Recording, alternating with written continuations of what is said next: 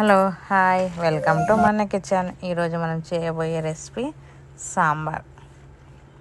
సాంబార్కి కావాల్సినవి మునక్కాయలు, టమాటా అన్నీ కట్ చేసి పెట్టుకోవాలి. ఇలా నెయ్యి వేసుకొని 2 స్పూన్ల నెయ్యి, ఒక పావు ఆయిల్ వేసుకోవాలి. నెయ్యి వేసుకుంటే చాలా బాగుంటుంది తాలింపులా. 1 స్పూన్ ఆయిల్ వేసుకోవాలి. టేస్ట్ బాగుంటుందని నెయ్యి వేసుకుంటాము. మీకు ఇష్టం వచ్చింది మీరు వేసుకోవచ్చు. కొంచెం జీలకర్ర, కొంచెం ఆవాలు వేసి కొంచెం అవి వేగినాక కొంచెం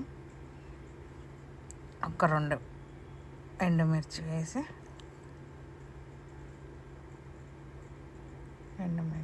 కచ్చపక్క దంచి పెట్టిన ఎల్లిపాయ, ఒక 6 రెబ్బలు ఎల్లిపాయలు కచ్చపక్క దంచి వేసుకోవాలి.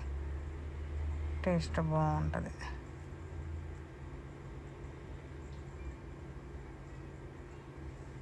కొంచెం ఎండుమిర్చి వేగిన తర్వాత ఎల్లిపాయలు వేసుకోవాలి.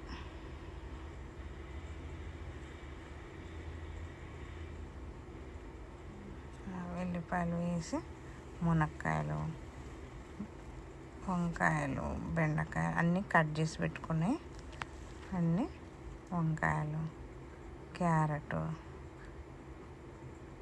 టమాటా, బెండకాయ అన్నీ సాంబార్కు సరిపడా ఏమేమి కట్ చేసుకున్నాం మనము అన్నీ ఇందులో వేసి బాగా మగ్గనివ్వాలి.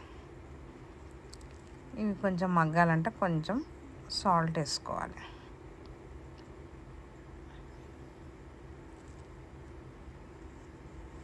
కొద్దిగా సాల్ట్ వేసి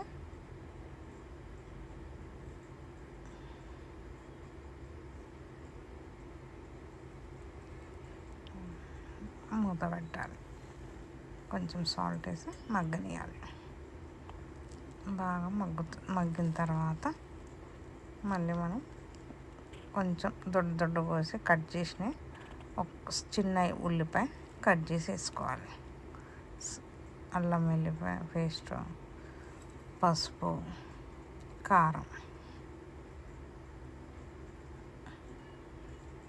ఉప్పు ముందు వేసాం కదా, మళ్ళీ సరిపోతే రుచికి సరిపడా ఉప్పు వేసుకోవాలి.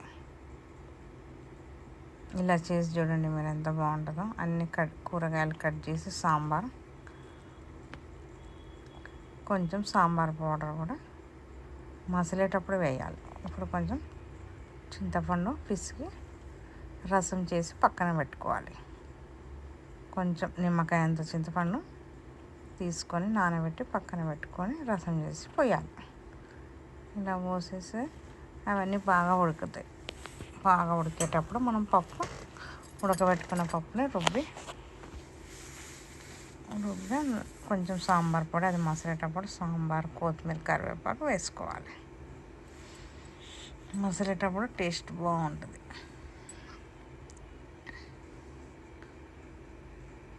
అప్పుడు రుబ్బిన పప్పుని అందులో ఈ మసిలే నీళ్ళలో వేయాలి. అయిపోయింది సాంబార్. మీకు నచ్చినట్టయితే షేర్ చేయండి, లైక్ చేయండి.